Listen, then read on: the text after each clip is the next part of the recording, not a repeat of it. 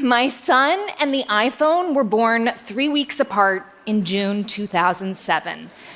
So while those early adopters were lined up outside waiting to get their hands on this amazing new gadget, I was stuck at home with my hands full of something else that was sending out constant notifications.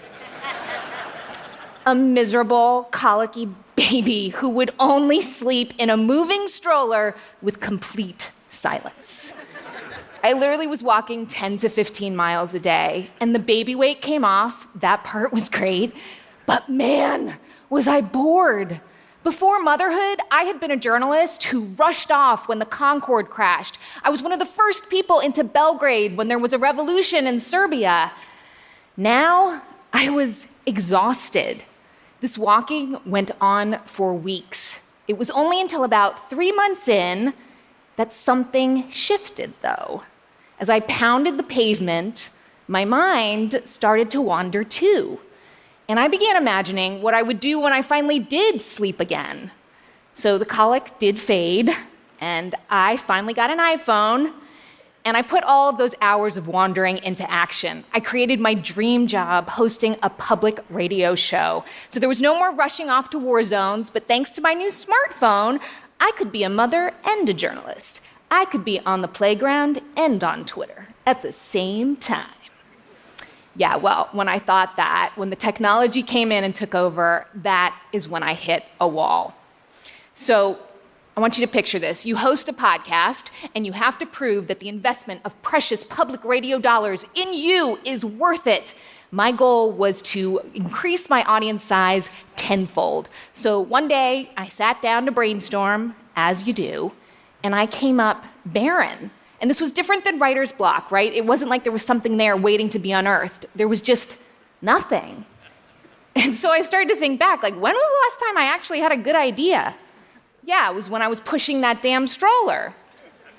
Now, all the cracks in my day were filled with phone time. I checked the headlines while I waited for my latte. I updated my calendar while I was sitting on the couch. Texting turned every spare moment into a chance to show to my coworkers and my dear husband what a responsive person I was. Or at least it was a chance to find another perfect couch for my page on Pinterest. I realized that I was never bored. And anyway, don't only boring people get bored? But then I started to wonder what actually happens to us when we get bored? Or more importantly, what happens to us if we never get bored? And what could happen if we got rid of this human emotion entirely? I started talking to neuroscientists and cognitive psychologists, and what they told me was fascinating. It turns out that when you get bored, you ignite a network in your brain called the default mode.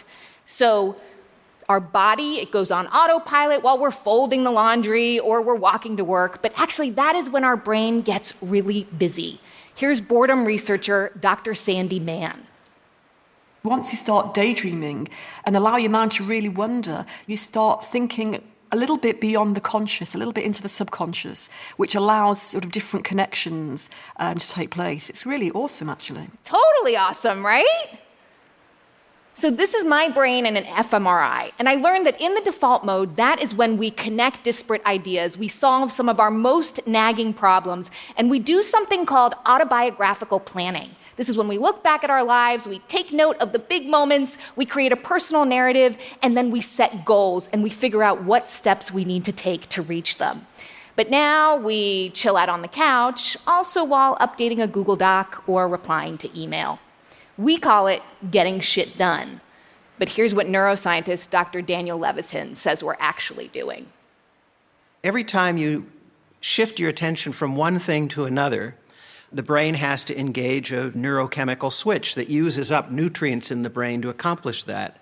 So if you're attempting to multitask, doing 4 or 5 things at once, you're not actually doing 4 or 5 things at once because the brain doesn't work that way. Instead, you're rapidly shifting from one thing to the next, depleting neural resources as you go. So switch. You're using glucose. Exactly right. And we have a limited supply of that stuff. So a decade ago, we shifted our attention at work every 3 minutes. Now we do it every 45 seconds, and we do it all day long. The average person checks email 74 times a day and switches tasks on their computer 566 times a day. I discovered all this talking to Professor of Informatics, Dr. Gloria Mark. So we find that when people are stressed, they tend to shift their attention more rapidly. We also found, strangely enough, we find that the shorter amount of sleep that a person gets, the more likely they are to check Facebook. So we're in this vicious, habitual cycle. But could this cycle be broken? Like, what would happen if we broke this vicious cycle? Maybe my listeners could help me find out. What if we reclaim those cracks in our day? Could it help us jumpstart our creativity? We called the project Bored and Brilliant. And I expected, a couple hundred people to play along, but thousands of people started signing up. And they told me the reason they were doing it was because they were worried that their relationship with their phone had grown kind of codependent, shall we say. The relationship between a baby and its teddy bear, or a baby and its binky, or a baby that wants its mother's cradle when it's done with being held by a stranger. That's the relationship between me and my phone. I think of my phone like a power tool. Extremely useful, but dangerous if I'm not handling it properly. If I don't pay close attention, I'll suddenly realize that I've lost an hour of time doing something totally mindless. Okay, but to really measure any improvement, we needed data, right? Because that's what we do these days. So we partnered with some apps that would measure how much time we were spending every day on our phone. And if you're thinking it's ironic that I asked people to download another app so that they would spend less time on their phones, yeah, but you gotta meet people where they are. Okay, so before Challenge Week, we were averaging 2 hours a day on our phones and 60 pickups, like a quick check, did I get a new email? Here's what Tina, a student at Bard College, discovered about herself. So far, I've been spending between 150 and 200 minutes on my phone per day, and I've been picking up my phone 70 to 100 times per day.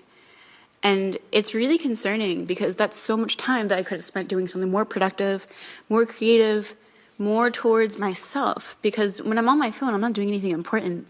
Okay, so like Tina, people were starting to observe their own behavior. They were getting ready for Challenge Week. And that Monday, they started to wake up to instructions in their inbox, an experiment to try. Okay, day 1, put it in your pocket. Take that phone out of your hand, see if you can eliminate the reflex to check it all day long, just for a day. And if this sounds easy, you haven't tried it. Here's listener Amanda Itzko. I am absolutely itching. I feel a little bit crazy because I have noticed that I pick up my phone when I'm just walking from one room to another, getting on the elevator, and this is the part that I am really embarrassed to actually say out loud, in the car. Yikes. Yeah, well, but as Amanda learned, this itching feeling is not actually her fault. That is exactly the behavior that the technology is built to trigger.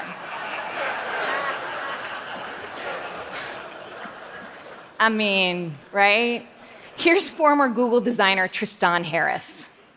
If I'm Facebook or I'm Netflix or I'm Snapchat, I have literally 1,000 engineers whose job is to get more attention from you. I'm very good at this, and I don't want you to ever stop. And the CEO of Netflix recently said our biggest competitors are Facebook, YouTube, and sleep. I mean, so there's a million places to spend your attention, but there's a war going on to get it. I mean, you know the feeling that amazing episode of Transparent ends and then the next one starts playing, so you're like, okay, fine, I'll just stay up and watch it. Or the LinkedIn progress bar that says you are this close to having the perfect profile. So you add a little more personal information. As one UX designer